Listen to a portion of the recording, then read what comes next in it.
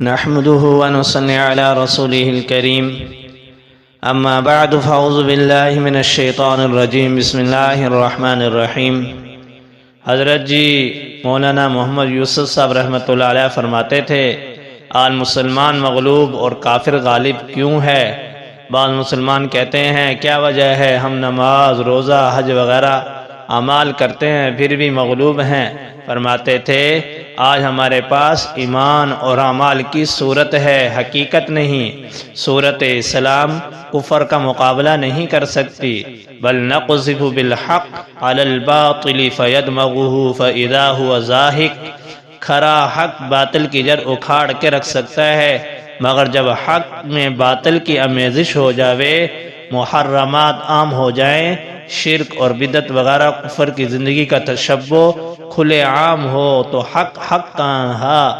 اصل عام کا نقلی عام سے مقابلہ نہیں، شیر کا مقابلہ صورت شیر سے نہیں ہو سکتا۔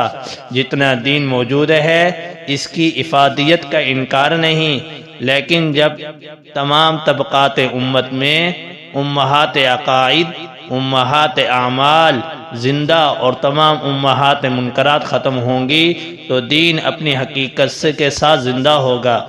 رسول پاک صلی اللہ علیہ وسلم سے پوچھا گیا انہلک وفینا الصالحون؟ آپ نے فرمایا نعم، اذا کثر الخبث، جب حرام اور گناہوں کی کثرت ہوگی تو عذاب الہی آئے گی، سب کا صفایا کر دیا جاوے گا۔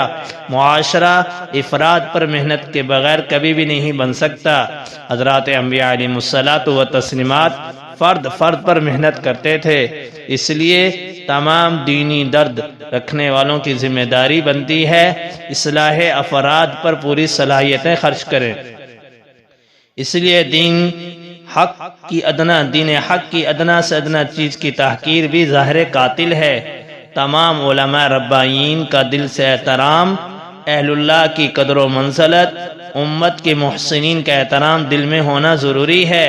کسی دینی شعبے کی تخفیف دل میں ہرگز نہ آوے، ساری حدود دین اور شعبوں کا احترام دل میں ہو اور اپنی زیادہ صلاحیتیں اس چیز پر خرچ کریں جو امت کے لیے شاہ کلید ہے، جس کے ذریعے سے بے طلبوں میں طلب پیدا ہو جائے۔ مساجد کو اعمال صالح سے آباد کرنا، ہر فرد امت کی مردم شناسی اور موقع شناسی کا خیال کرتے ہوئے اس کا رخ اللہ تعالی اور آخرت کی طرف موڑے۔ تلاوت قرآن میں تدبر، ذکر اور دعا میں کمال تضرع اور ساری محنت کرتے ہوئے اپنے آپ کو دل سے روئے زمین کے مسلمانوں سے کم تر سمجھے، اس لیے رو رو کر رب العالمین سے دعا مانگے کہ اللہ تعالی ہمیں خیر کی چابی بنائے اور شر کے لیے تالا بنائے، اپنے پسند کے مطابق اس دین کے شعبے میں لگائے جو سارے دین کے احیاء کا درجہ رکھتا ہے اور ام الحسنات ہے۔ جس طرح انبیاء علیہم الصلاۃ والتسلیمات محنت کرتے تھے اس کی مشابہت کی حد الامکان کوشش کرنی چاہیے۔ اللہ تعالیٰ سے دعا ہے اللہ تعالیٰ ہمیں بھی اپنے بڑوں کی زندگی کو دیکھ کر، اکابرین کی زندگی کو دیکھ کر اس کے مطابق ہمیں زندگی گزارنے کی توفیق عطا فرمائے۔